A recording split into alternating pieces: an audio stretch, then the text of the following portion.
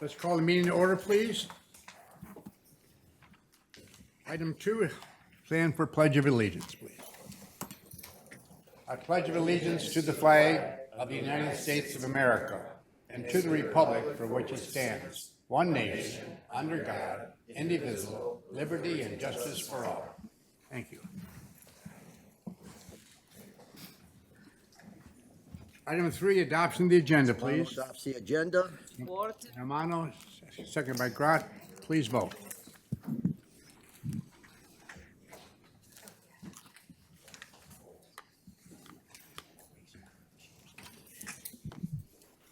And Sickle, yes.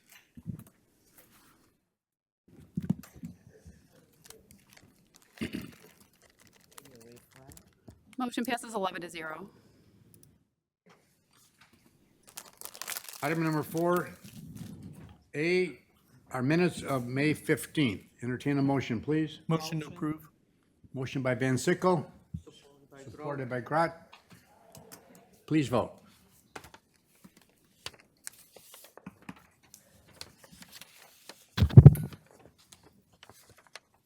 Motion passes 11-0.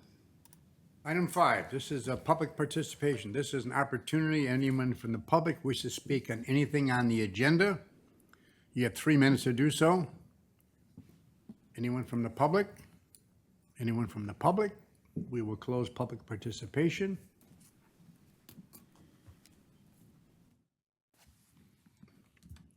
Item number 6, Public Service Committee Department recommendations. We have A, we're going to talk about A first, and then we'll decide on the rest.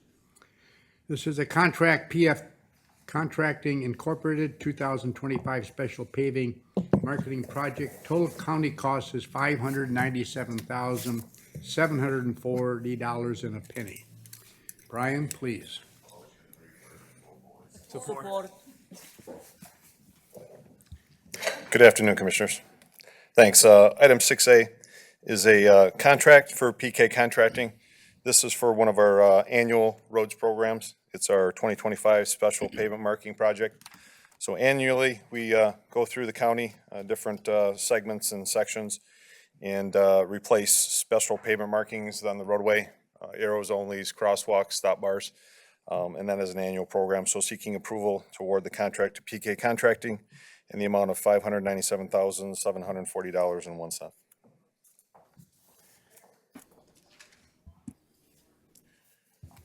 No speakers? I have a question. Commissioner Lucido. I just have a question. Do you have approximately how many miles you do?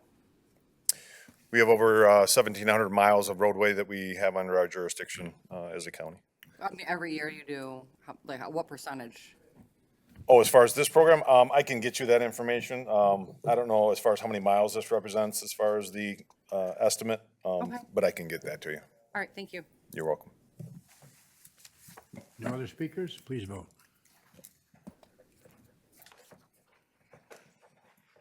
And just for clarification, this isn't longitudinal lines, so this is special pavement marking, so arrows only, crosswalks, stop bars. Longitudinal is probably more based on lane miles or miles. This is based on kind of location or each. Okay, so yeah, I was thinking it was lane, okay. Yeah, so we have two different programs. This is the special pavement markings, and then we do have a longitudinal lane line marking program. All right. Thank Thank you, you. Commissioner. You're welcome. Motion passes 11-0. 6B, contract, Michigan Department of Transportation, repair and maintenance of Hayes Road from Clinton River crossing to Utica, Utica from Hayes to Metro Parkway, Millar from Utica Road to Faulman Drain, Utica Road over the Red Run, and Hayes Road over the Clinton River to Faulman. Total cost $4,703,550. Our cost would be $971,395. Brian? Motion to recommend to full board. Support.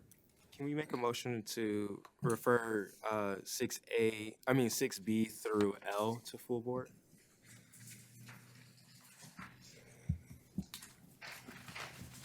Support. You wanna go by one by one, or Well, it wasn't going to L, it was going to go to M. Sylvia made a motion, so she'd have to rescind that. I can change the motion? Your motion is to go from To L? Yes, sir. From B to L. From B to L. Okay. We might as well make it Second to M. accepts the Okay, so. change. So I just want to change the motion from B to L, or M. L. L, okay. Yes. Thank you.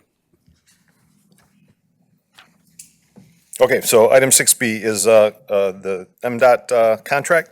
This is for repairs and maintenance to multiple locations crossing drains. So these are preventive maintenance projects that we get 80% federal funding for. So the total cost is, as Commissioner Chairman Perna said, $4,703,550. County cost is $971,395. That's on our bridge expenditures for preventive maintenance that we submit for this federal funding.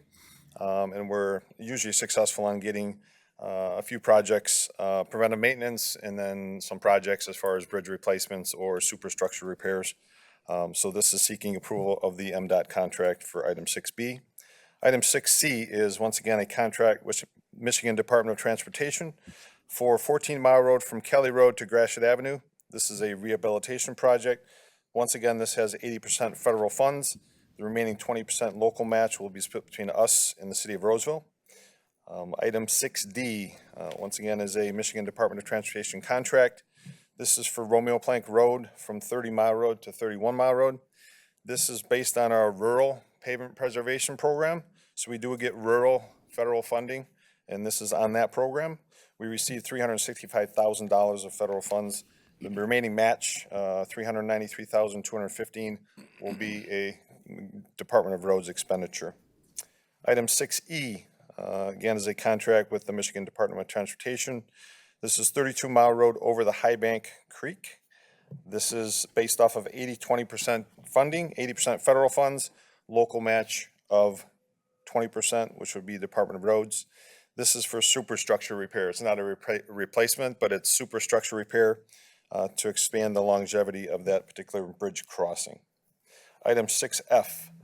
This was previously presented before you, and I know after talking with Kyle, there was a change just in the dollar amount. I think it was submitted previously as a dollar amount of $139,000 and some odd cents.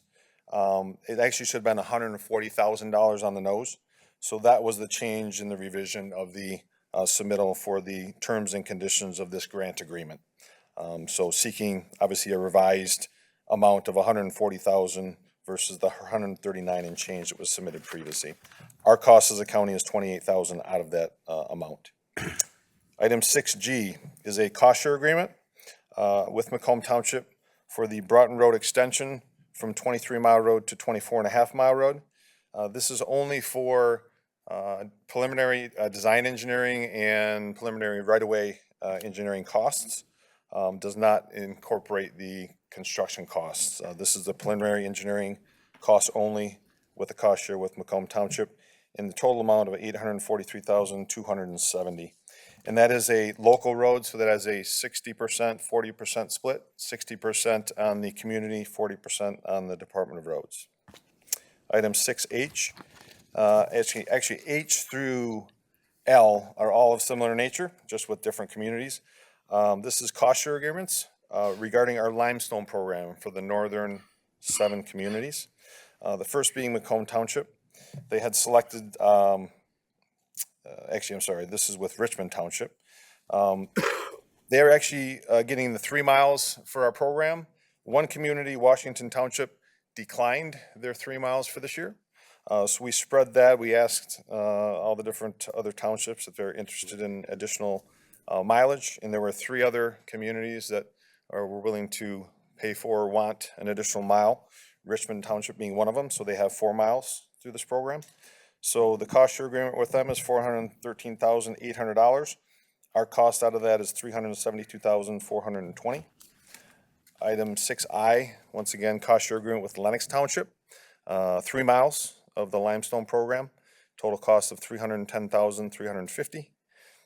Item 6J, cost share agreement, limestone program, Ray Township for 3 miles, total cost of $337,500. Item 6K, cost share agreement, Armada Township through the limestone program, 3 miles worth, cost of $337,500. Item 6L, cost share agreement with Bruce Township Limestone Program. They were the one community that wanted additional mileage, so that's for 4 miles. Total cost of $445,000. And last but not least is item 6M, which is a budget adjustment request. Obviously, there's multiple items on this. We didn't go through it. Oh, it was through L, sorry. Yes, you're correct, Commissioner. So that's through that. Commissioner Hall. Thank you, Chair. Brian, I want to congratulate you. I know we've talked about Kelly Road between 14 and Groesbeck for the last 3 years.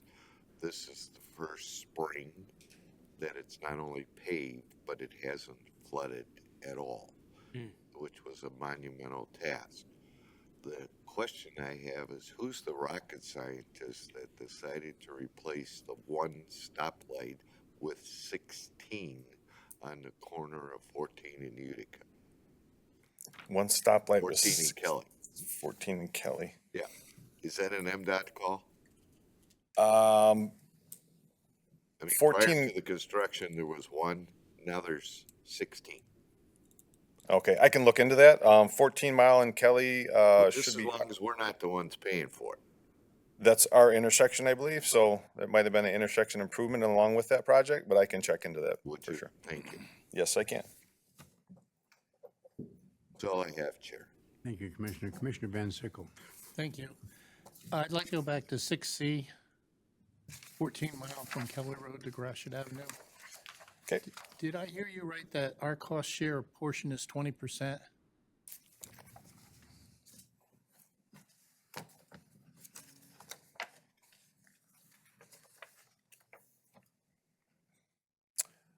uh, 6C. Cost share for roaming thing. Actually, that, I did misspeak on that. So the cost share agreement with the city is actually, that's a local agency project. So that would be,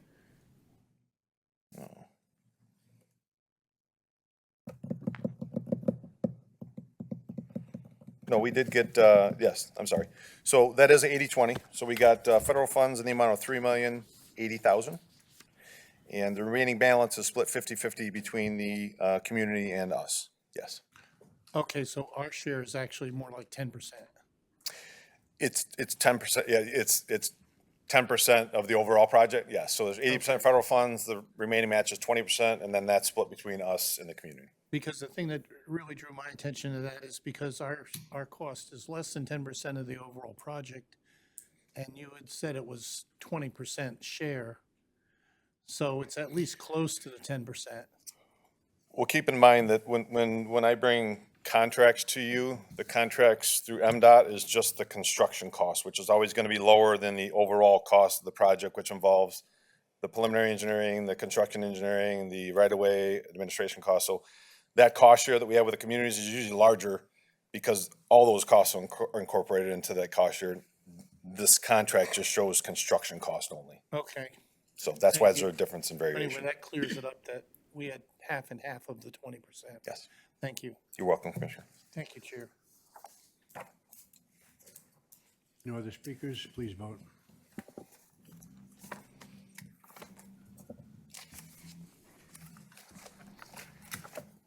Motion passes 11-0.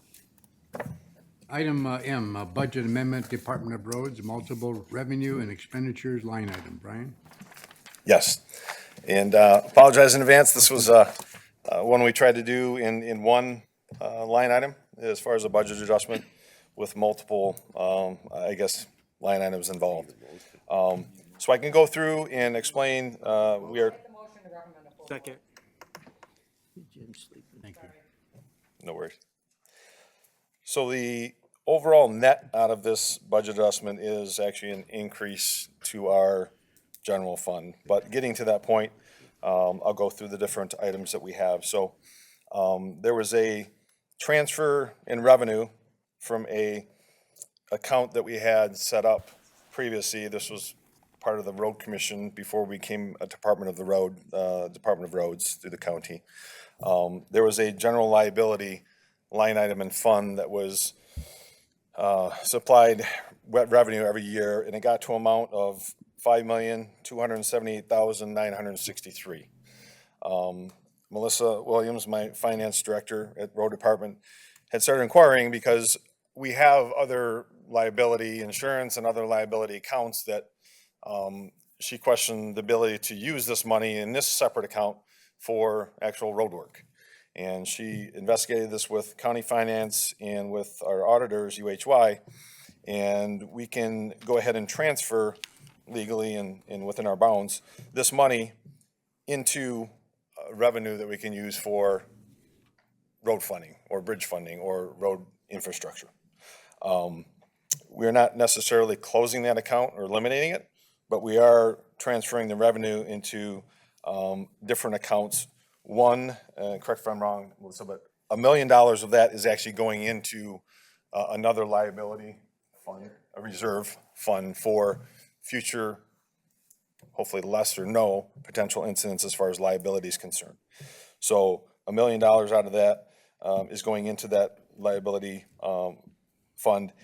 $554,047 are our actual costs for our insurance moving forward. So out of that $5,278,963, there would be a deduction of the million plus the $554,047 as far as costs. So we would get a net gain out of that, of the difference between the two. Going on to the next increase is the renovation projects, and there's two different renovation projects. One that we had previously had done and partnered with the county as far as our building and the Comtech facility. That project has been completed. However, we had budgeted money last fiscal year for that work. We weren't billed or charged until this year in the budget cycle for that work, and we did not carry that amount over. That was an amount of $894,825. And then incorporated into that renovation project that we are having upcoming for our second and third floors of the Department of Roads building to update those two floors. We throw a place marker, and it was unfortunately low on the low end. We had $650,000 in our budget. That is closer to about 1.3 million. So the differential that we were looking for that program and renovation project is $680,861. So if you combine those together, looking at renovations in total, we are looking for an increase of about 1.5 and change for that as outlined in the verbiage for this amendment. Another line item that was increasing that we are seeking a budget adjustment. We have struggled probably for the last, even before COVID, with supply chain issues with our tandem trucks, our major salt graders, spreaders, our plow trucks. With the manufacturer that we were typically going through, we would always get promises on when they could actually manufacture and supply them to us. Those dates came and went, and we would try and carry over year after year, but being unsuccessful as far as replacing our fleet.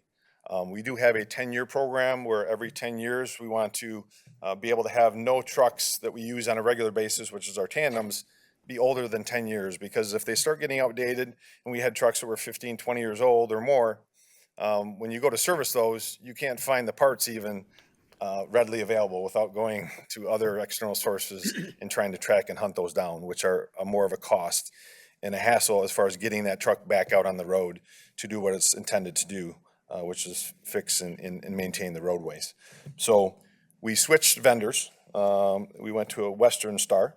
And that company actually said that they could get us trucks that we actually wanted and needed as far as the specifications sooner than the previous company that we were dealing with. And through that, we budgeted 10 cab and chassis for this current budget cycle.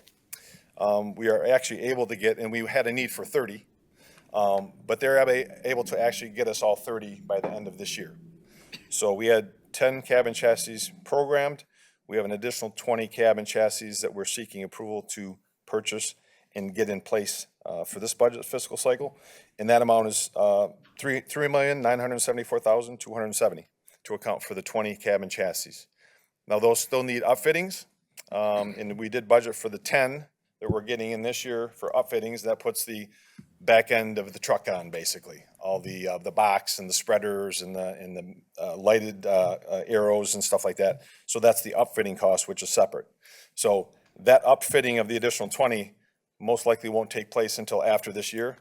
The truck and trailer specialist can only do so many in a year. So that will be programmed for next budget cycle. So in net, that is obviously an additional need in the amount of $3,974,270. The last line item is deals with retiree healthcare expenditures. As of right now, our last audit of our OPEB, or healthcare for Department of Roads, which is through MERS, we had a 170% funded percentage through our audit of that liability. So we're overfunded by 70%. And it is pretty much a closed system. We don't, obviously, as a department or as a county, offer full health care for retirees anymore. We have health savings accounts. So with that being overfunded by 70%, Melissa once again looked at the health of that fund. We have been putting in payments to that from our general fund. And she once again spoke with auditors and looked at that internally. And we are able to pay whatever costs are necessary for administrative and otherwise through the actual funds of the healthcare account itself. So that's a savings to us in the amount of $3,676,605. So that's an amount that would actually go back into our coffers for use versus spending it to overinflate our retiree healthcare fund. So that is the amount that adds to our coffers. So if you look at all of those in total, and I know it's a lot, and I'm sure you're going to have your questions, but we are net gaining $1,851,565 to our funds with all those changes. So I'd be happy to answer any questions, or more technical would be Melissa. Commissioner Hall? Thank you, Chair. We had talked about this, Brian. The first question, I believe, it says in order to account for the closing of the Road General Liability Fund, you indicated that there would still be a reserve liability fund. Did I hear that correctly? Yes. So the account itself is not being closed. We're shifting money out of that to take most of it and use it towards roads, but we still are taking $1,554,047 out of that to, one, pay for our liability insurance, and two, have $1 million in excess for future potential incidents or liabilities. Okay, but there will be liability fund insurance. Yes, for Okay. sure, correct. Secondly, and I had asked this as well, when you said the healthcare fund was 170% funded, how were those funds generated? We, every year, just, Employees put into the retiree healthcare fund? it's a combination, I believe, of retirees and us as a department, correct? What- Melissa, why don't, Sorry. you There knew are- we were gonna end up there anyway. That's all right. Okay, so there are some employee contributions, but we do make an employer or we had been making an employer contribution to the fund for several years. And in addition to that, we were paying the retiree healthcare costs directly out of our roads fund and not out of the trust. So what the proposal is that with being 170% funded, according to the amortization schedule I have now, we're earning more each year than what we are actually paying in retiree healthcare benefits. So at this point, we don't need to make contributions to the fund for it to be healthy and to use the trust fund to pay those retiree healthcare costs. So has finance, treasury, and legal agreed with this assessment that those funds can be used for other issues? Well, it's not used for other issues. The trust is allowed to pay for the retiree healthcare costs. Okay. That is what the trust is established for. So we are allowed to do that. I'm not in any I'm not changing any rules by paying the healthcare cost out of the trust. So I'm not sure I Okay, Are understand. you taking funding out of the healthcare fund? Out of the trust to pay the trust. retiree healthcare costs. Yes, we are allowed to do that. And who has said that? Who has the authority to do that? No, who has said you are allowed to do that? So we have that on record. Well, I mean, Brian and I decided that we could do that. The trust is with the roads department. It was set up under roads. You know, I'm new to the county I just structure, want to cover so. the bases here. Right. I don't know that it was needed from You anyone wouldn't else. require finance or Roca or anybody else to say this No. is legally possible to do. No, their names are not on the trust. The only names that are on the trust are Brian's and myself, as far as administrators. So it is set up, the structure is different than the retiree healthcare fund Through that, MERS. Yeah, that is, that's where I'm it is running through into the MERS. conflict Yeah, it is through MERS. It is different than the retiree healthcare trust that is here at the county. At the county. But I know that you've spoken with Brian about that we have discussed possibly merging those, and for those exact reasons that, you know, we want to be completely transparent in our decision-making and use that expertise, Correct. you know, Just to correct it, Brian has talked to me about that. I Okay. didn't initiate that. okay, thank you. But thank you. That's all I have, Chair. Thank you, Commissioner.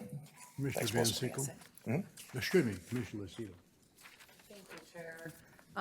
Well, you answered my healthcare question about being 100%, so I'm happy to hear that we're making more in interest than what we were contributing anyway, so that was exciting. But I wanted to talk about the cabin chassis. Now, you mentioned that, so how many do you have total in your fleet right now? As far as trucks that we utilize Yes, for the, annually, we have about, I think, 70, upper 70s. so this would be replacing about 50% of them, close to almost. A little less than half, yes. Okay. And of all the 70, they're all 10 years old? We've tried to keep on a 10-year program. That was initiated when I first started as director in 2017 with our fleet manager, who has retired, but we've kept that same system in for our tandems. They use daily, and I think we need to have a fleet that's no older than 10 years old when it comes to our servicing of the roads. So because we had an issue with the supply chain issue and ability to get delivery of the tandems, that's why we had a backlog. So we could never get an answer on when definitively we could get these tandems in and physically get them in. So we actually switched vendors, and they were able actually to supply them at a quicker pace than we were anticipating. That's why we budgeted 10 this year, and then we're gonna budget another 10 and 10, but they were able to supply, or are gonna be able to supply a 30 by end of year as far as the cabin chassis are concerned. Okay. So No, this will get us really, back you got a on lot of track wear for and tear. 10 You guys years. have put lots of miles on these vehicles, especially in the wintertime. We do, So, I they're totally ran understand. daily, and they're critical to our maintenance operations. Yeah, and I understand that. My biggest concern was if we're doing 30 this year, or 10 and 20, or however you want to do it, and put them on the roads, 10 years from now, are we going to have the money to do 30 again, like all at once? Like that's where my concern, And we use best judgment on, not asking, in a perfect world, we'd be able to spread these out and we wanted to, but Right. because of the backup, we're needing to catch up on vehicles that are now older than 10 years to replace them with the new truck. So it's not a perfect scenario or situation, but we will try and cycle in, if they're, 10, 11, 12 years, we can space it out, so we're not just asking for 30 in another year Okay. in the future. All right, I appreciate that. Thank you. Thank you, Commissioner. Commissioner Van Sickle? Thank you. Good afternoon. I wanted to follow up on Commissioner Lucido's question. Did I understand that I can't remember, the up improvements, Upfitting? upfitting? Yes. Okay, the upfitting can only be done 10 this year. Yes, that's anticipated to get the 10 that we had on our books for cabin chassis, to get those upfitted by year end. Okay, the 20 that you propose buying that can't be upfitted this year, will they be shipped to us?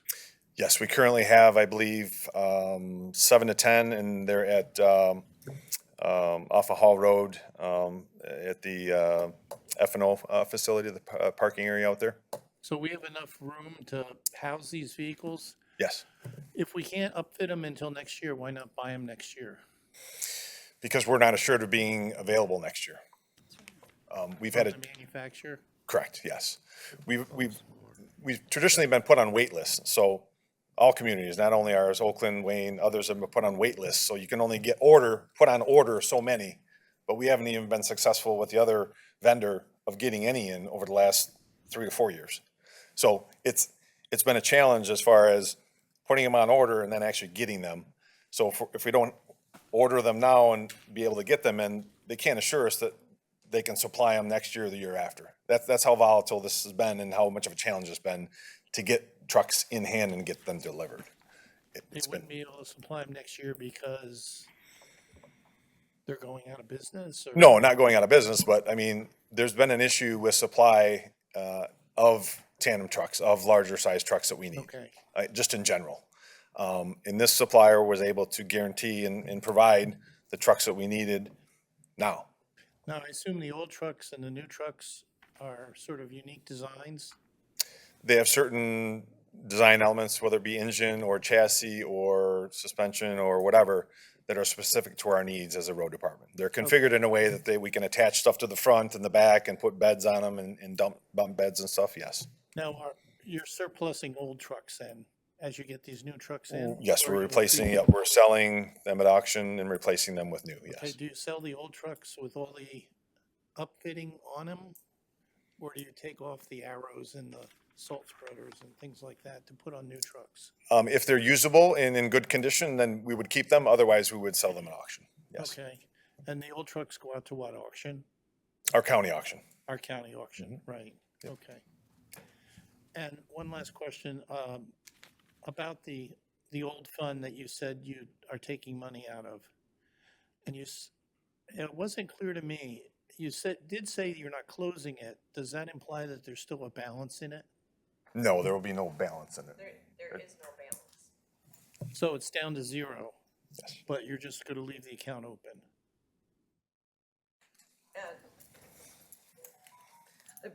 The presentation will really be up to the auditor.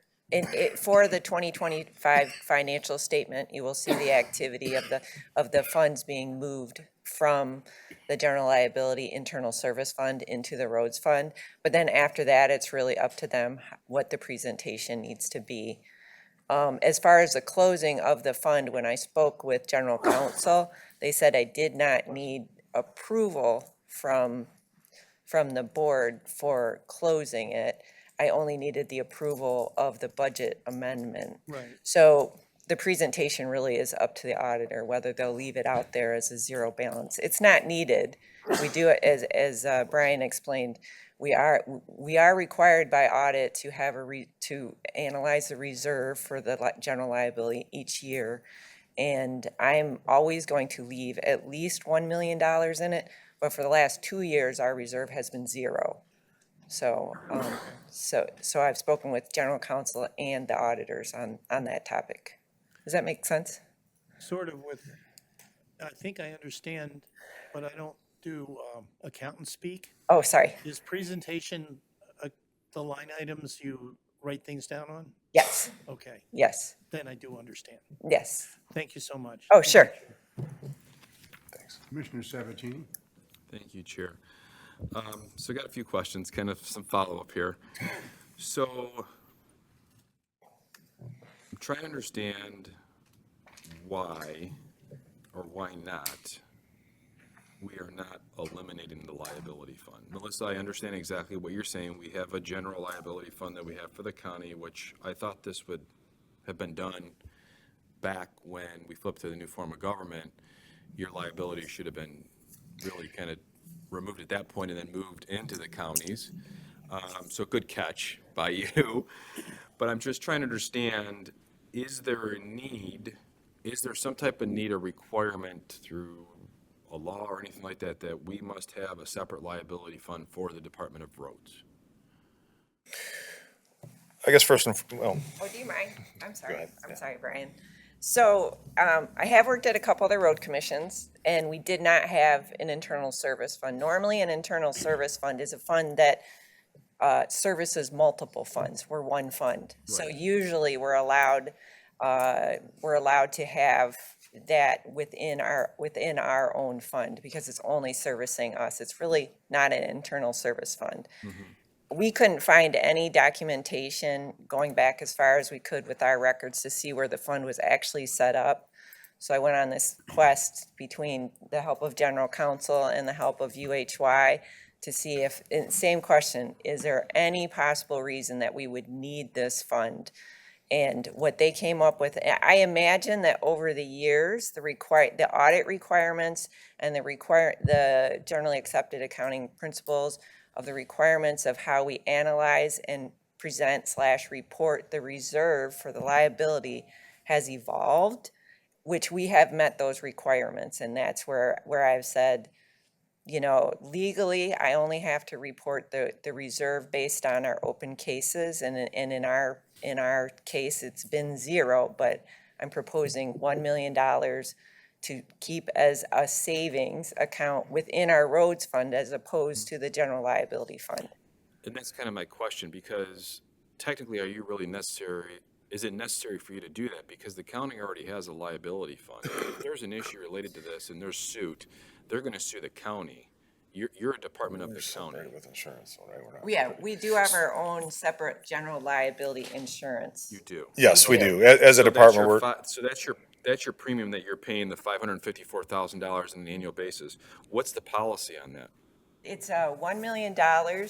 I had it right in my folder. It's $1 million with a 100,000 per incident, per occurrence, with a $100,000 deductible on our part. Okay. Which obviously then we could have 10 of those to get to $1 million. And then we have excess insurance of $5 million for general liability. So we are Got it. covered.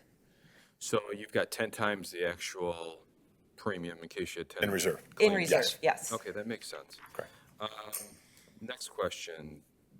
So you're looking to put 10 additional cabs on the 2026 capital plan.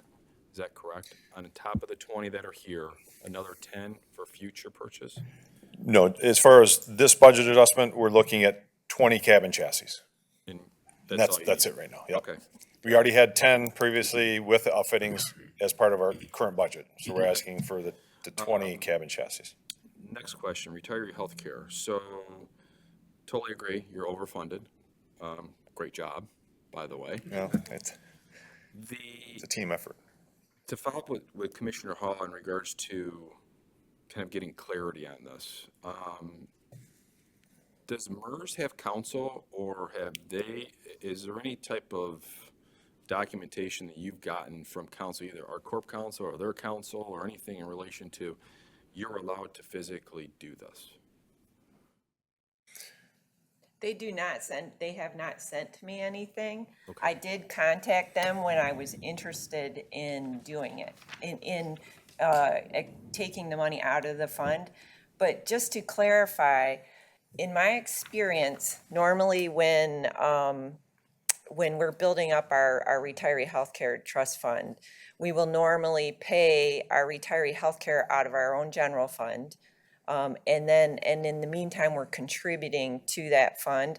But the way that the actuarial reports work and the trust itself, those payments, those retiree healthcare fund payments, not fund payments, but the retiree healthcare premium payments are considered payments from the trust, even though physically the money didn't move from my pocket to the trust to the healthcare provider.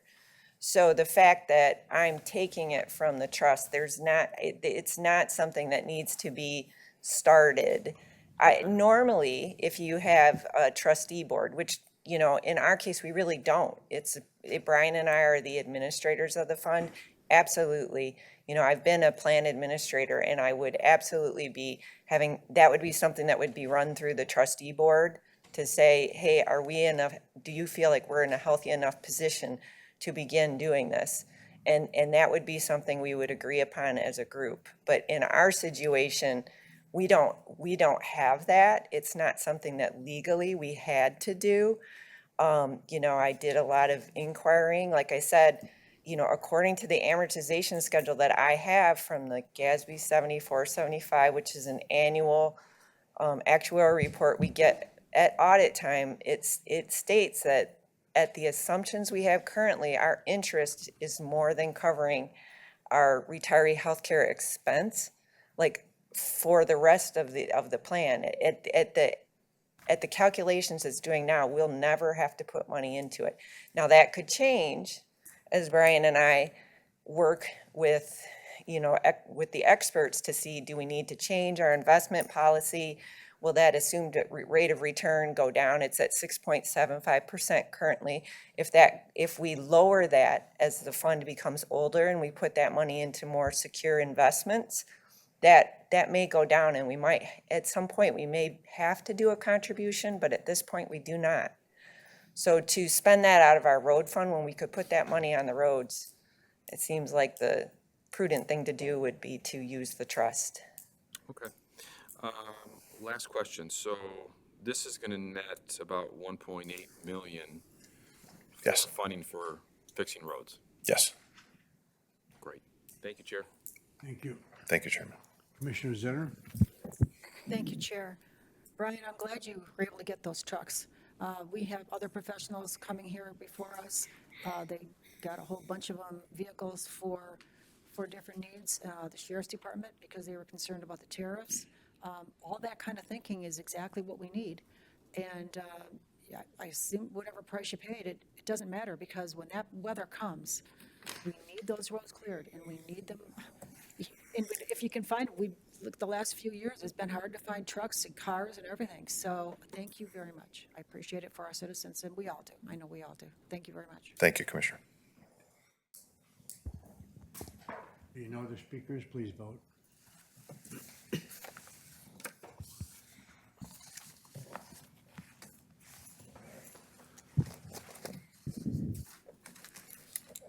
We are now on item 7. Chair, I'm missing a couple votes. Chair Sabatini, I didn't, thank you. Motion passes 11-0. Thank you, Commissioners. Item 7, Macomb Work Zone Lane Closure and Construction Update, June of 2025. Motion to receive and file. Support. No discussion? Please vote.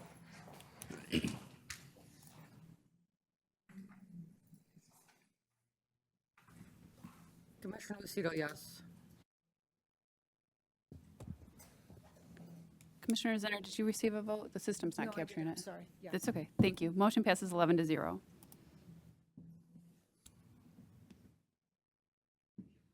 And at this time, I wish to welcome our chairpersons for Records and Public Safety, Mr. Romano. Thank you, Commissioner Perna. So I'll open up the meeting with Records and Public Safety Committee presentations. Item A is Community Mental Health and Community Corrections, Macomb County Crisis Solutions. We have Ms. Caskey here as Community Corrections and Tracy Smith, Macomb County Community Mental Health CEO.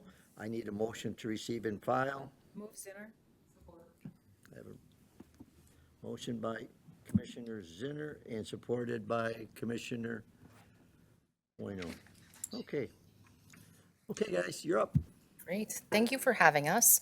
My name is Tracy Smith. I'm the CEO, thank you, for Macomb County Community Mental Health. And Barb, I think you guys all know her, but just to, Barb Caskey, Director of Community Corrections. So today we're going to be talking with you about the Macomb County Crisis Solutions. It's going to be on a very high level. It is going to be focused on immediate crisis mental health services and SUD services. We welcome, of course, any questions, but it's really just supposed to be a generalized overview. A lot of times our system of care can be complex. So we do have this graphic, which when you look at it, it can be overwhelming. But really, I just need you to focus on the orange boxes. And you'll see throughout my presentation, I'll use analogies with physical health. Sometimes people complicate SUD and behavioral health, or also known as mental health services. It's very similar to what you would do directly related to physical health. So I'm actually not going to focus a ton on this graphic, but just know we're going to move through what we call the crisis continuum. So when we say crisis continuum, the worst case scenario to I still need help, but I'm not in crisis. So the very first thing we're going to talk about with you is 988 versus 911. Everyone knows what 911 is, right? 911 is the organization you're going to call if you're in a medical, fire, or safety concern and call the police. 988 is the national solution for somebody experiencing a mental health or substance use crisis. It does not replace 911. It is an adjunct to 911 for somebody who maybe does call 911, but also is stable in the way that their medical condition has been stabilized, but maybe they do need some immediate intervention for their SUD or substance use services. So someone can call 911 and also get to 988, or someone can go right to 988. I'm sure you all know. Often law enforcement gets called out or someone shows at the hospital when they really shouldn't be there, right? They're in crisis, but they're not in crisis where they might need law enforcement. So if someone calls the 988 line here in Macomb County, we're very proud in the way that we are the only county that is a standalone for 988. So if you're physically driving through Macomb County, even if you're from Kentucky, you call 988, dial that number, you're going to get Macomb County Community Mental Health staff. The only exception to that is we have a rollover process, so for some reason, if there's too many calls coming in, it will get answered by the national line. What's great about that is you're going to get, while you're in Macomb County resources. So just like 911, you call 911, what do? They dispatch you to the local area so you can get to the closest need of services. So 988 does the same. But let's talk about some details about our crisis line. So 988 is new, but Macomb County Community Mental Health has had a 24/7 crisis line for over 20 years. We actually get the most calls directly to that crisis line. So if you were talking to somebody in your community, you would really want them to use the 586-907-9100 phone number, but they could dial 988. Both get there. I do want to talk briefly about some stats. So I did mention that in Macomb County, we've been in existence for over 20 years. We actually received the most calls directly to our 586 number. If you notice, last year we received 17,000 calls, and 17,000 individuals received assistance from all levels, from not experiencing a crisis and just wanting information to somebody where we had to send somebody out to do a wellness check or call 911 and make sure that that individual was safe. Going through the crisis continuum, I just told you again, of physical health, 988, 911. Now we're going into, if you wanted to access the next level of care, Macomb County Community Mental Health has an adult mobile crisis team and a children's mobile crisis team. Just like when you call 911, they will send the police. If you call 988 and it's needed, in other words, we need somebody on site to de-escalate, they will hand it over to a master level mental health professional. They will evaluate the situation, and if needed to go on site, they will be on site in 2 hours or less, and they provide those services throughout Macomb County. It is 24/7.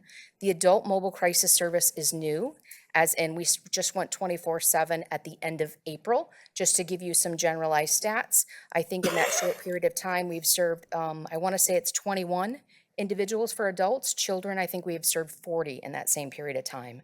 So that is where someone calls and says, I need someone to come here. We send out a 2-person team. It's a master level clinician and a peer. A peer is somebody with lived experience. If it's a child, it's what we call a parent support partner. That is an individual who's taken care of their own child or been a guardian for somebody who's experienced a mental health challenge. So again, the 2-person team goes out and they de-escalate the situation and get them connected with the appropriate services. So how do I know that works, right? That sounds good in theory, but you're looking at, on the next slide, overall last year, we had 400 children that were served, as in we physically went out and assisted those individuals. Of those, only 1% actually needed to go to the hospital. I'm sure you guys have all heard cases where children end up in the ER. That's not where kids who are experiencing a mental health challenge should end up. There are situations where that makes sense, but that shouldn't be the right place for many people. So we're very excited and proud about the privilege of serving our community, and we only had 1% or very few individuals that actually needed to go to the hospital, but we did divert them. Remember, we're going to divert them to the appropriate level of care so they don't end up in the ER, or we do go to the hospital. So sometimes we meet them at the hospital and then divert them from there. Again, going back to that crisis continuum, in your physical health care, you're going to call 911. Well, in our world, you're going to call 988. You're then you need mobile crisis, or you need the police or an ambulance to come in place. We have mobile crisis. The next level of care is Just like you, when you're experiencing an emergency and you decide, I need help, but I don't want to go to the ER right this second, right? That's not the level of care I need. You go to an urgent care facility, right? Because that's your next level. I need the care today, tomorrow. We also have urgent care facilities throughout Macomb County that somebody can walk in Monday through Friday, and there's also evening hours, and they, on the spot, can get what we call an intake or an evaluation, just like you would in an urgent care setting, to learn more about what services are available and how we can connect with you.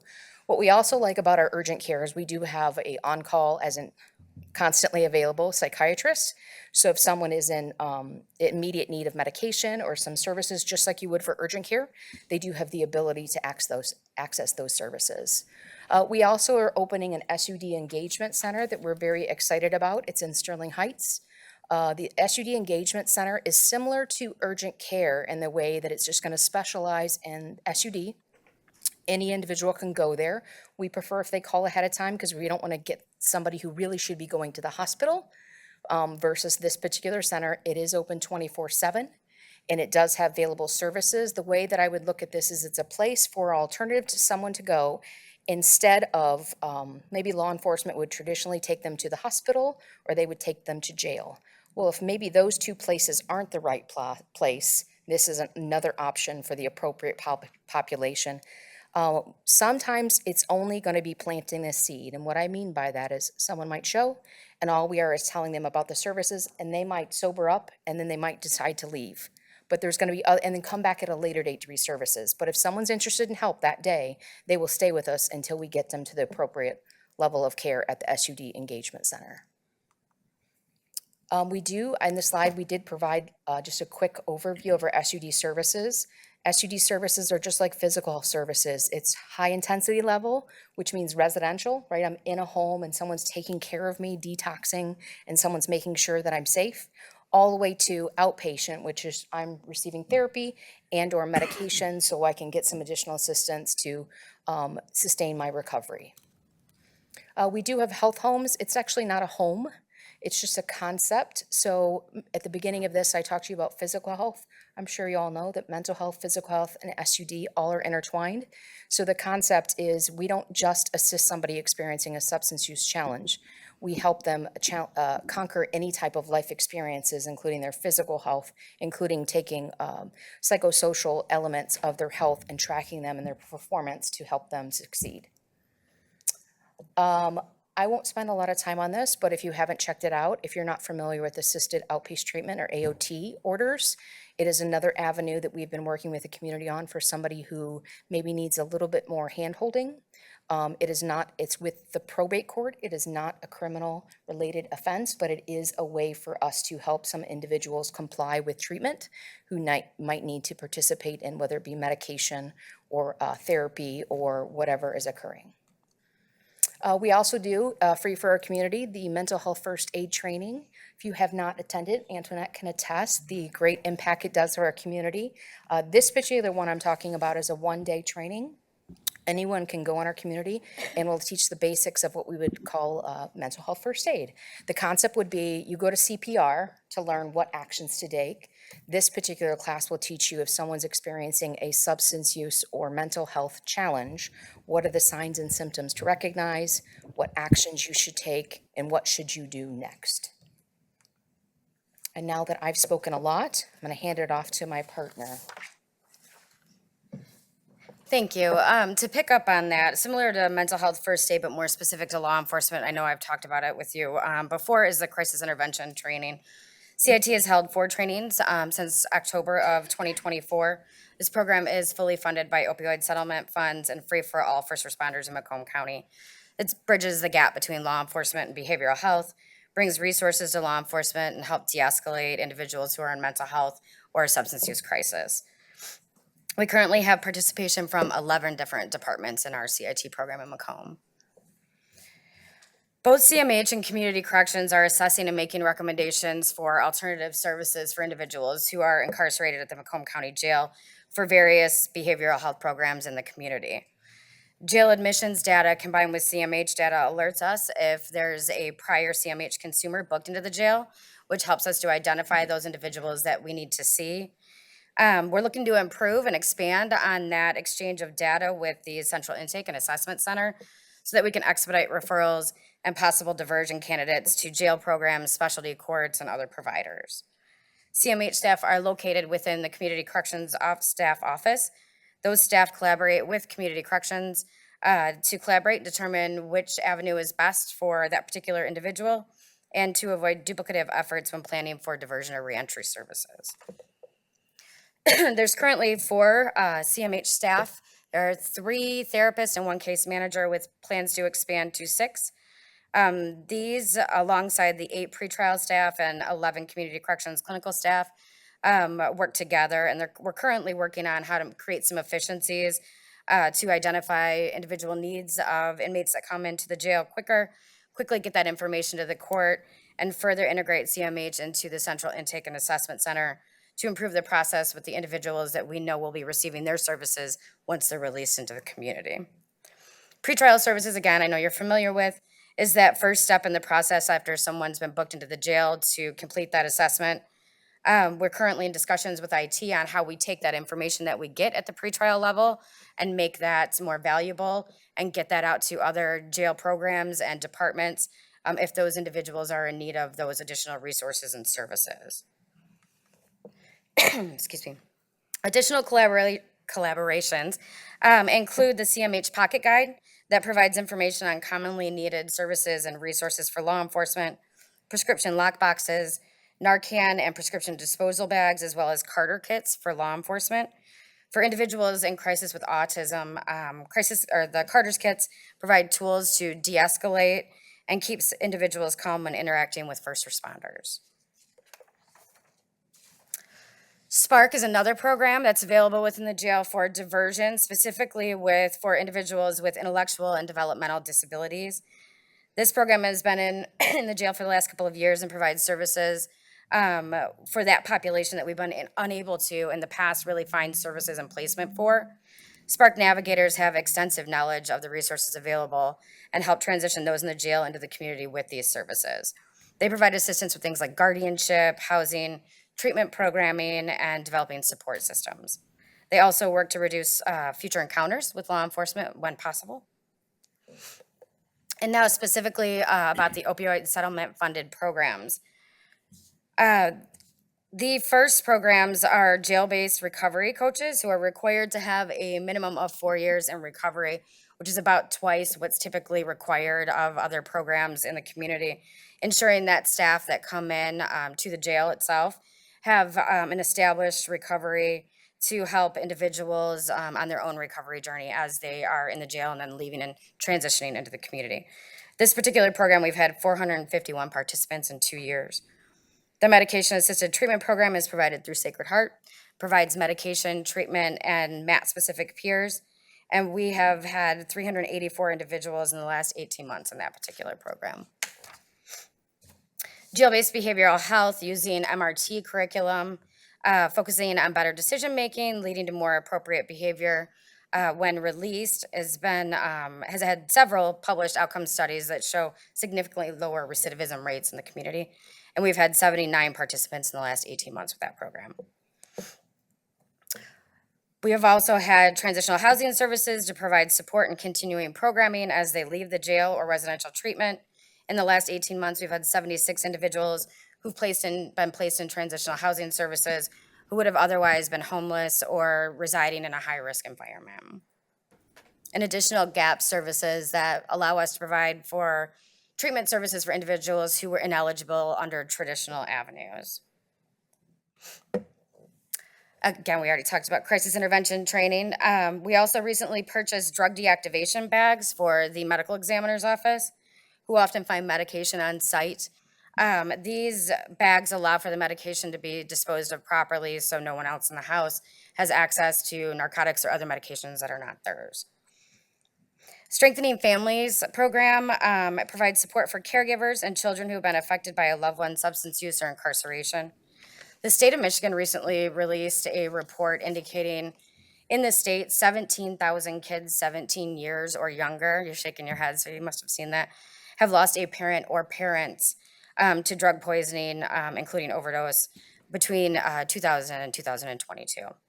This results in a host of issues for these kids, including an increased likelihood of substance abuse themselves and illegal involvement, as well as behavioral issues, poor social skills, and poor school performance. The Strengthening Family Program is one of the very few evidence-based programs for high-risk populations that focused on SUD prevention for those kids. It allows for scholarships for extracurricular activities, things like sports fees, music classes, art classes, to have them engaged in pro-social activities. We've recently rolled out information to senior services as well as the MISD so that we can bring awareness about the program, specifically to our grandparents raising grandchildren, as well as the schools in Macomb County to take advantage of this. Planning ahead, future plans for opioid settlement funds include supporting the physical building cost of the engagement center if necessary, technology to automate referrals for those booked into the Macomb County Jail that need necessary programs and services, and creating a more efficient and streamlined process of identifying the need and connecting with those individuals quickly. We're also looking ahead to programming for mental health and substance use disorder services within the Central Intake and Assessment Center. When possible, the goal will be to divert them into programming as we're doing now. With the Central Intake and Assessment Center, we'll be able to do that faster, more efficiently, and with more resources available.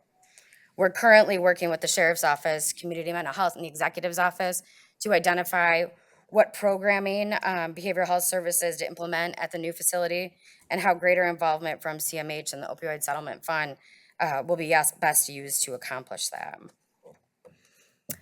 Some budget information. I indicated last month that the balance of the Opioid Settlement Fund was approximately $8 million, and I want to clarify that. That only reflected 2024 deposits. So the exact number of that is $8,712,000. Deposits that occurred during 2022 and 2023 totaled just over $13 million, with the overall balance in the fund with expenses that have occurred since the beginning of programming is $15,336,380.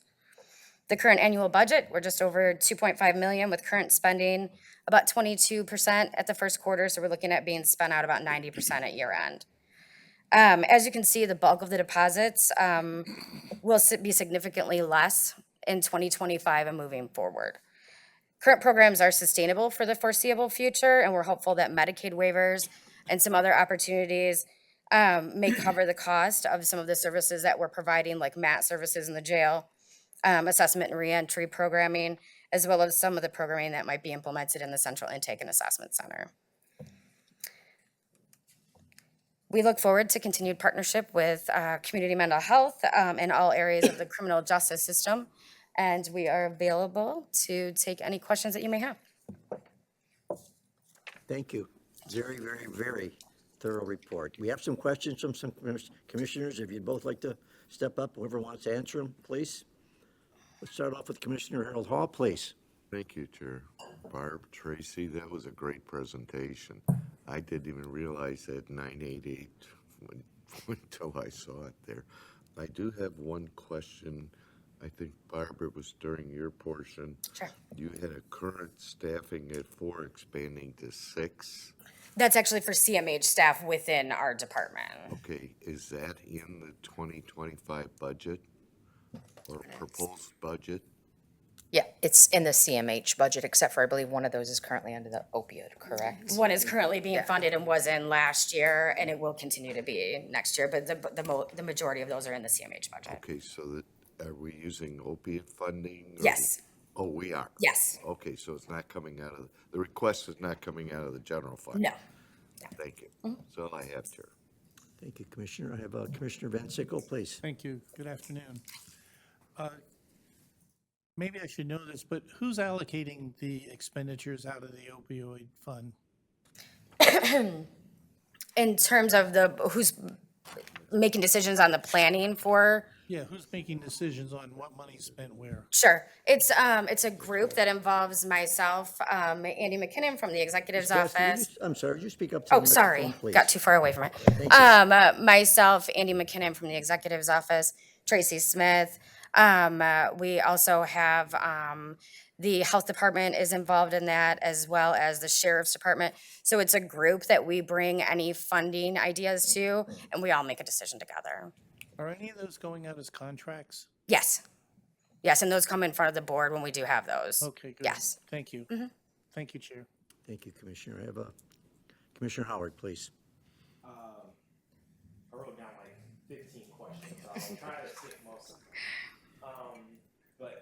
This presentation was great. There was so much education. I was talking to Andrew Cox about you yesterday and this morning, and so some of the questions that I had you answered in your presentation, so thank you so much for that. One of my, I guess, a blessing for our county is we have so many resources, and trying to make sure our community is aware of all the resources we have is honestly difficult, which I guess is a good thing. How are we communicating like the mobile crisis units to the schools? Because I can think of a few incidents in my local school districts where if the schools knew about them, and maybe they should have, they definitely would have reached out, but they did not. So how are we communicating with the schools on this? For sure. Directly related to the schools, we do have staff that are physically in the schools, therapists, so they share that information with them. And then the majority of our programs for kids are school-based. And what I mean by that word is they go to the child while they're either after school or with their parent or engage with them that. Other things that we do is the pocket guide, which also includes the mobile crisis information, is shared with our entire community. Other things we do mobile outreach with social media and try to promote that. I do think our children's program, Mobile Crisis, has been in existence for, I want to say, around 2.5 years. It is currently not as used as extensively as it should. Other ways that we're expanding it for law enforcement, because to your point, you have to get to the people who are getting to the kids, right? So we continue to educate the community through social media and being physically in the schools and at various events in our community. Yeah, thank you. I think if you polled our teachers across the county, I would be surprised if 30% of them even knew that we had this. But thank you for that. The mental health first aid training, where is that hosted and how many times a year is that hosted? We do it several times a month, and it's hosted traditionally at our west location, which is in Sterling Heights. We do hold special sessions, so we'll do additional ones. Like you can go to our website and go at any time. But Antoinette, we've had special like mini sessions or in the various communities, or if we have an employer, we've done that, where an employer says, I want to train 10 of my employees, we'll physically do it at that location upon request. Okay, so theoretically, if I had like 20 people that wanted to do it, you would come down to Warren and host it for us? Absolutely. Or? Okay. I think the other question I have, and I'm not, and forgive me, cut me off if I'm wrong. It might be more appropriate under item 10C, but it's more about like how are individuals entering into the diversion program? If you could just follow up on that. Sure. The first step is, again, that we're recognizing or identifying those individuals within 24 hours after being booked into the county jail. And that's through that pretrial assessment piece. The purpose of that is not behavioral health. That's to really assess their appropriateness for being able to be in the community while on bond. But it gives us a head start, I guess, if you want to look at it that way, so that we can start identifying those individuals and what diversion program they might be appropriate for. From there, we might send bond recommendations to the court that say they're appropriate for personal bond, for example, but we recommend that they participate in some type of programming. If they're not appropriate for personal bond, then they would, we're recommending that they remain, that it's not a personal bond that's given, and then we'll follow up with a full clinical assessment that says these are the recommendations we're making for behavioral health services, and then that's at the point where the court can go along with that, and as a part of the sentencing or as part of the bond, they can allow that person to be diverted into programming outside of the jail. So it really can happen anywhere from shortly after they've been booked into the jail to a part of their sentence as the sentencing agreement with the court. In I think almost all schools, but especially the ones near me, like the vape pens and weed and drugs is just running beyond rampant. Sure. I mean, when I was in school, we saw it, but nowhere near on this level. What I find to be happening is either the school resource officers of the schools, they're issuing municipal infractions, which is you got caught with weed at school, we're going to charge you or your parent $160, and you go about your business. Sure. So that they never get into the pipeline to actually get the help that they need in part of the diversion program. And I know several of our schools, we actually staff the resource officer. Is there a way to intercede to make sure that if we're issuing these municipal infractions, that kids actually get the help that they need? Because it just feels like, which I don't want a kid to have a criminal record Sure, at all. yeah. So I totally understand the municipal infraction, but then you're also not getting them plugged into the system that they need to be getting in to get the help they need. So Barb, you might be able to answer once they find themselves in that situation.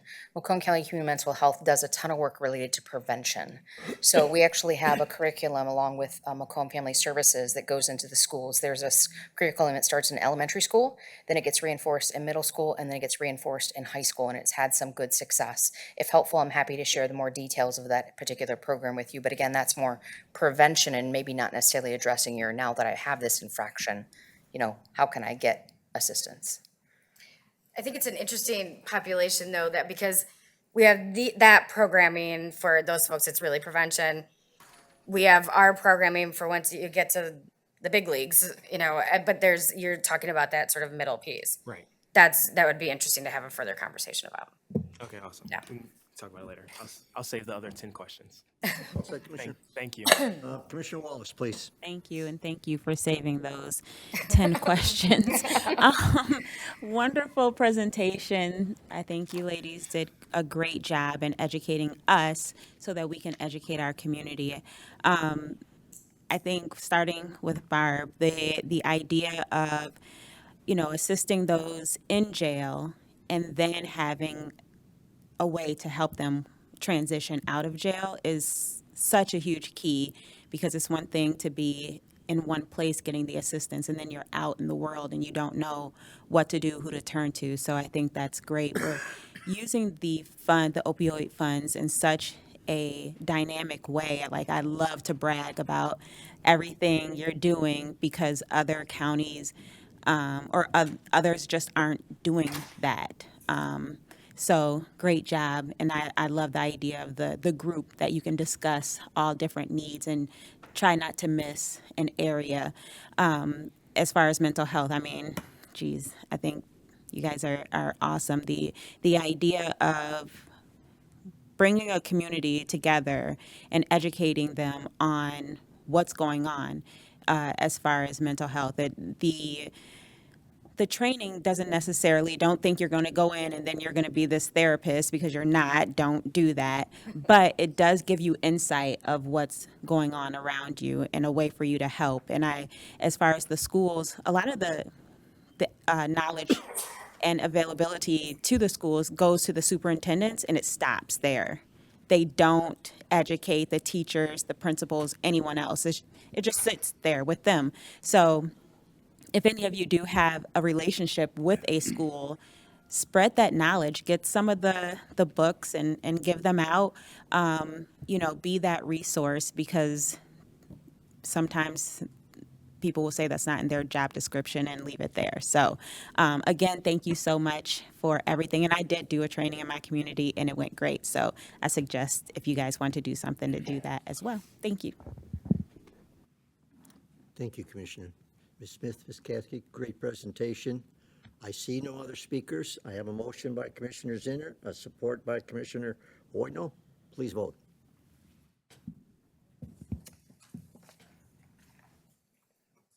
Motion passes 10-0. Thank you, ladies. Let's move on to Contract Printing Systems Incorporated, ballot printing and precinct kit supplies. We have the pleasure and the honor of having Clerk Anthony Ferlini here in front of us. I need a motion to recommend this to full board. Support. I have a recommendation by Commissioner Wallace and support by Commissioner Howard. Mr. Ferlini. Thank you, Mr. Chairman. We will go from such an interesting topic to a total buzzkill. We're talking about paper. You're never that bad. You're always good. So go ahead. Is it green? Great. Thank you. Yeah, this is the ballot printing.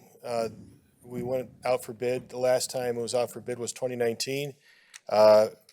We put out a regular RFP. to bid on the paper for the ballots and the precinct kits. And after such a wild experience of putting this all together, we had one come back, our current vendor. And I did make calls to several. As a matter of fact, we had a conference and I spoke with several of them and I thought they would give us prices. But here's the good news. 2019, the prices went up per page 1 penny. And that includes the fact that we've gone to watermark paper, which was an increase of 1 penny. So really, we had no cost increase for the ballots over the time period. I'm sure the vendor, if he knew he was the only one that was going to be bidding on it, probably would have threw another penny on there or something, right? But it turned out to be really a good thing. We got a 6-year pricing on this. So my suggestion is we approve this because there's very few places that can do this kind of printing for ballots in a secure way. They've been a great vendor. They've done good work for us. It's a family business here on the east side of the state, and when we needed something and we're in a tough pinch, they were always coming through for us. So I got no complaints with the service we've had and look forward to working with them in the future. Thank you, Clerk Ferlini. You always bring us good news, you know that? You always look. I try. Down, we appreciate it. And I see no speakers. They're gonna let you get away with this one. Please vote. I have a motion by, Commissioner Wallace and a support by Commissioner Howard. Please vote.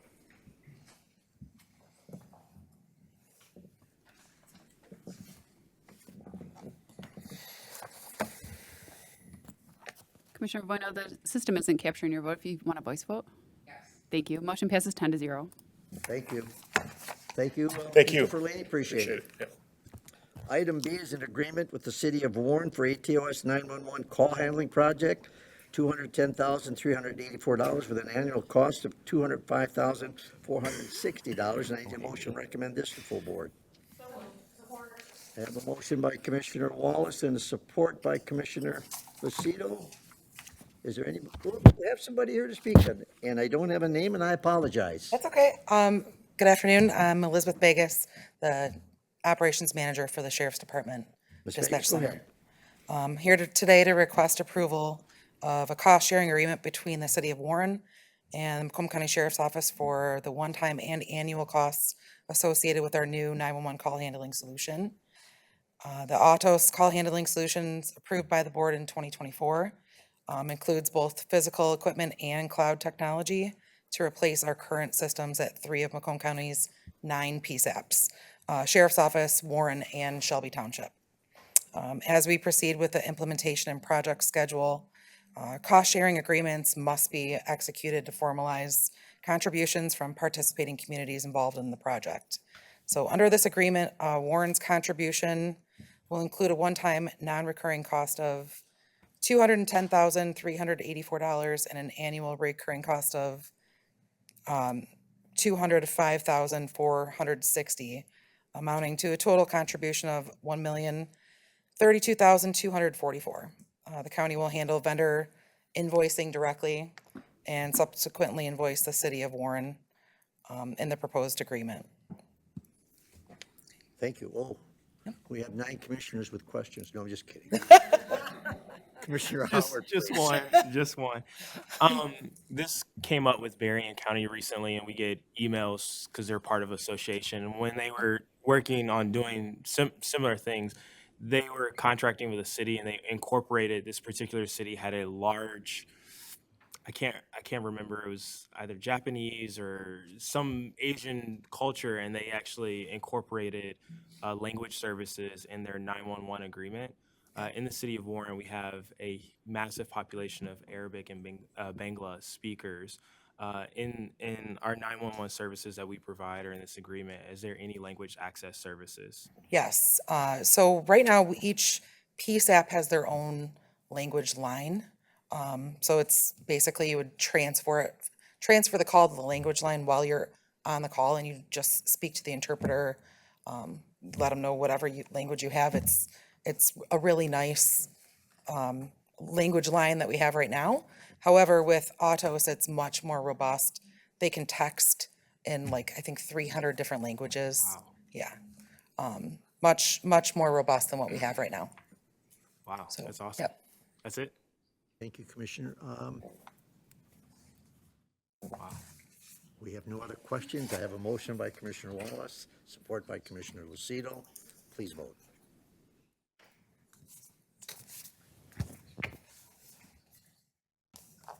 Motion passes 10-0. Thank you. Okay, let's move on to item C, which is a budget amendment, circuit court programs, status offense diversion project grant for, oh, I like grants, for $100,000. We have Nicole Falls from Juvenile Division Administrator. I need a motion to recommend this to full board. Motion recommend to full board. Support. I have a motion by Commissioner Grote and support by Commissioner Van Sickle. Van Sickle. Did I pronounce that right, Falls? You got it right. Thank you. Good afternoon. The juvenile court was awarded a $100,000 grant from the State Court Administrative Office to expand diversion programming for youth who are charged with status offenses. Status offenses are those offenses that would not be criminal if you're an adult, so home truancy, school truancy, home incorrigible, those types of offenses.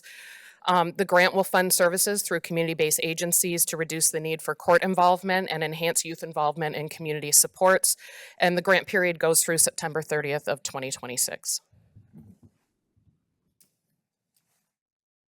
I have a question. You said you have a question? Don't be bashful. You have a question? Yeah. Please, go ahead. I was speaking with, all right, saw a documentary. I don't remember where I saw this from and heard this from, but it was police agencies, something, or lawyers, I can't remember now.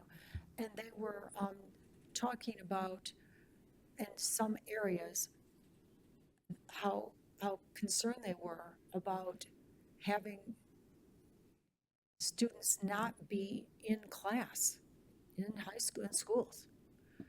So I'm curious with this truancy, if in some areas, and I'm not sure how much this isn't affected in Macomb County, and what grade levels, I really don't know. But if it's becoming a major problem, is this pro to the children not being in school, or, I mean, what is this really about? I mean, I see what you're saying. They don't have to go to be in whatever place they have to be with the government, but how does that help them? Because sometimes the parents have problems with the children. There are problems. So if they're having trouble with the parents guiding these children, what's left? Or is this the scenario we're talking about here? So typically, I'll tell you, last year I think we only had 5 school truancy petitions filed with our court. The Macomb Intermediate School District has a truancy program. They have officers assigned. They do a lot of work within the schools, with families, with parents, to address the issues without having to file charges in the court. Because we're diverting them from court involvement doesn't mean we're diverting them away from services and they aren't getting services. What we're trying to do is establish services within the community that address those needs, and it could be services that involve the parents too. And so we're trying to fund as much as we can in the community so these can keep going beyond, maybe they make those connections and get some referrals for services that go beyond just like court involvement or this period of time, but it's to really have the community help take some responsibility in helping these children. But we do certainly, with the population we serve, have difficulties with kids attending school and being in school. And for those kids that are under court supervision, probation will supervise and monitor that, and we will refer them to community-based resources. But this is sort of to not, we don't want to have these kids have a criminal record for maybe some family issues and other things that are going on within the home. So we're trying to address it without having that extra court supervision. All right, thank you for the explanation. Thank you, Chair. Thank you, Commissioner. Commissioner Van Sickle. Thank you. Good afternoon. The 100,000 is for staff. It is not for staff. It is to contract with community agencies that can provide these services. So to we would look to either an RFP or if it's a single source provider, community services, maybe communities that are already providing these services on a smaller level to specifically serve these kids. It is not to add staff. Do the contractors bill as their services used? We haven't Is gotten, it is it a flat fee for like the year or something? we haven't gotten that far yet, but the way the grant was written was to do it as like fee for service, so like an hourly rate. For as many hours as they dedicate to the program, they would get reimbursed an hourly rate. Is there a projection as to how long this funding will last? We don't know for sure, but eventually it will have to be addressed. This is seed money to get the program started, and the expectation is that we would incorporate it into our child care fund budget, which is for community-based programming, 75% state funded, 25% county funded. So you're thinking in the future you would put this as a line item in the county budget? Correct. Thank you. Yes. Thank you, Chair. Thank you, Commissioner. Commissioner Wallace, please. Thank you, Chair. I think this is something great that we can have. I think not every family has a cookie cutter situation. So I know in my district, we have a lot of parents that are working 2 jobs. So the oldest kid gets the youngest kid off to school, but older kids start school first. So they're missing like 100 days on the first hour, which leads to summer school and so on and so forth. So, but like you said, the way that the school works with them and gives them notice of what's happening next or what will happen if there isn't a change, I think really does a great job of making the parents say, oh, wait, I need another way of doing this. So, but I think this is a great option, and I hope that it works out well and we can see the difference in what you all are doing for the families. Thank you. Thank you. Thank you, Commissioner. Well, you're talking to a commissioner who loves grants. Don't stop looking. They're out We there. never do. We Keep never stop looking. I see no other speakers. I have a motion by Commissioner Grote and a support by Commissioner Van Sickle. Please vote. Motion passes 10-0. Thank you. Next item is I'm going to take item D, E, and F, and I'm going to have Mr. Lewis speak on all 3. I'll read them off first, if I may. There's a budget amendment, Emergency Management Grant Fund, fiscal year 2024 for Homeland Security Grant. The award was for $4,025,909. The other one is a resolution 2025, item number 13565, and it's a resolution approving the 2024 Homeland Security Grant interlocal agreements. And the last one is a budget amendment, Emergency Management Grant Fund, Mobile Command Vehicle Unit, purchased for $818,271. I need a motion to recommend all 3 of these to full board, please. Support. Support. I got a move by Commissioner Lucido and a support by Commissioner Howard. I gave you all 3 at one time. Let's start with the first one, please. All right. Good afternoon, Commissioners. First one up, we are seeking a budget amendment to facilitate receipt and expenditure of our fiscal year 2024 Homeland Security Grant Award. As you may recall, Macomb County has the honor of being the fiduciary for all of Southeast Michigan. So of that award, of that $4,025,907, we passed through $3,327,757 to our partner jurisdictions. We retained $201,294 for administration, and we retained $496,858 for Macomb County projects. So the first item is to seek a budget amendment so that we can facilitate our role as regional fiduciary for that grant program. I'm going to let you continue with all 3, and then we'll have questions. You got it. Please go ahead. Second item is a resolution adopting the interlocal agreement that facilitates us passing through the pass-through portion of that Homeland Security Grant Award. We enter into interlocal agreements with the city of Detroit and the other counties that participate in the program. And as we have in past years, we ask the board to approve the intergovernmental agreement in form, and then our office completes it and sends it out to the others, and we enter into that agreement with each jurisdiction. Third item, the mobile command vehicle. Last year, we received grant revenue that the board voted to place into the Emergency Management Grant Fund.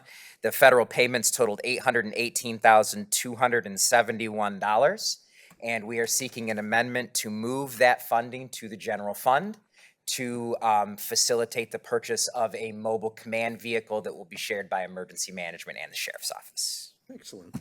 We do have commissioners. He made such a nice presentation. Anybody have any questions? Seeing none, I have a motion by Commissioner Lucido and a support by Commissioner Howard. Please vote. They're letting you off easy today, Brandon. Thank you. Don't thank me yet. You haven't got the vote.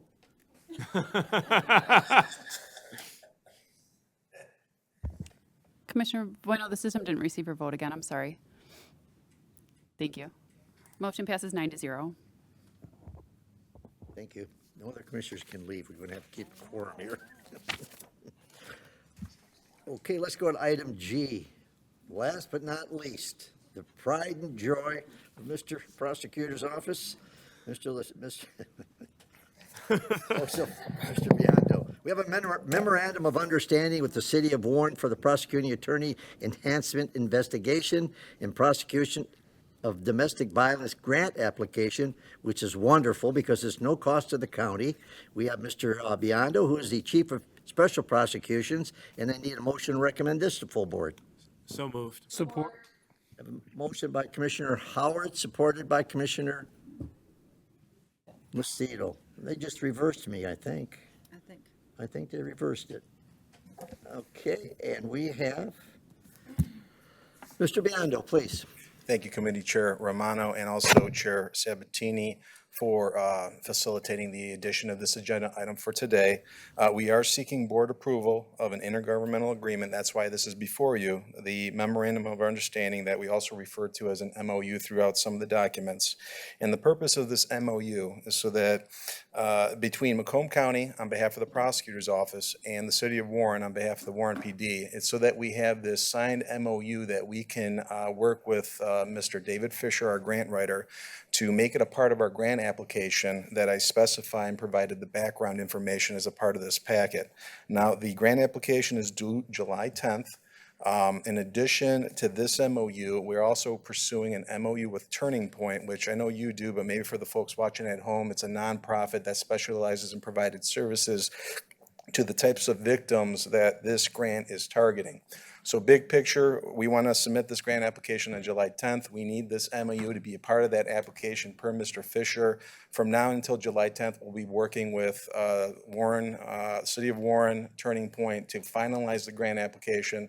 And we hope that in October later this year, we get good news, and then we'll come before the board to provide the details on the grant award and the budget amendment that we would need to implement it. And I'm happy to answer any questions at this time. I take this as time sensitive, and that's why it was brought before us now. That's 100% correct. By the time we found out and the turnaround to get it to the City of Warren and get it back, we immediately came to the chairman of the board and facilitated adding it to today's agenda so that we can meet the deadline of July 10th, sir. They're behaving today. I see no questions. I see no commissioners with questions, and I have a motion by Commissioner Howard and a support by Commissioner Lucido. Please vote. Gentlemen, I apologize for the long delay that you have to wait, but sometimes It's my pleasure to always appear and, be heard on behalf of the prosecutor's office. Your sidekick over there, who doesn't say much. Motion passes 9-0. Thank you. Thank you, everyone. Have a great rest of your day. Mr. Biondo. Okay. Okay, let's go to public participation. Is there something else you'd like to add, Mr. Biondo? Not at this time, sir. Thank you. I see no one else for public participation. I see something for commissioners' comments. Who would like to comment? Speak up. Let me see a hand raised. Anybody want to comment? Why is everybody looking at me? I would like to say something, can I? Commissioner Center? Sure you can. Go I ahead. would like to say happy birthday to our 250-year Army of the United States of America for protecting us. Okay, happy birthday to us. Any other commissioners who would like to speak? I'm going to ask Commissioner Van Sickle, give us a rundown on your bicycle thing. We got out there and the trail was great, the weather was great. And it starts from Delia Park, which is west of Ryan Road, north of 18 Mile. They have a great trail that runs through the Crispin drain comes down through there. And so it's water in the Crispin drain all the time. So as you go up the trail, you actually hear the babbling brook over to the side. And the city has installed these yellow flashing security lights on 19 Mile, where the trail goes across 19 Mile. And then it continues on up to Beaumont or Corwell Health. It'll always be Beaumont to me. Parking lot, and also along the trail at a couple places, they've installed bicycle tool monuments, if you will. It's like a post with arm out to set your bike on, and so you can hang it and have the weight off the wheels, and there's little tools on cables and whatnot. I'm not saying how good they are, but they've made an attempt. Also, there's an air pump, but I did bring a canister of compressed air, but nobody needed their tires blown up, so everything was good. And Mrs. Howard came out with the two girls, and they liked the playground better than the bike ride. But what can you do? Maybe next year when they're older. So anyway, there's your report. Thank you. Any other commissioners? Don't be bashful. You know, just want to make a quick comment without giving him a big head. I want to thank our chair, Commissioner Sabatini. He's keeping us all in the loop. He's getting detail to us. And don't forget, there's 12 of us that are bugging him at different times. And he always at least gets back to me. And I know I've heard that he gets back to other commissioners very quickly. So Chair Sabatini, we certainly appreciate it. I think we made a wise choice so far for 6 months anyway. We'll see how the next 6 goes. Right. That sounded like a foreshadowing. Commissioner Van Sickle? And a follow on, we mustn't be bugging Joe enough because he still doesn't have gray hair. Oh, might be hiding it. All right, item 13. It's me. Support. I have a motion by Commissioner Wallace, support by Commissioner Howard. Please vote. You're welcome. See you all tomorrow. Passes 9-0.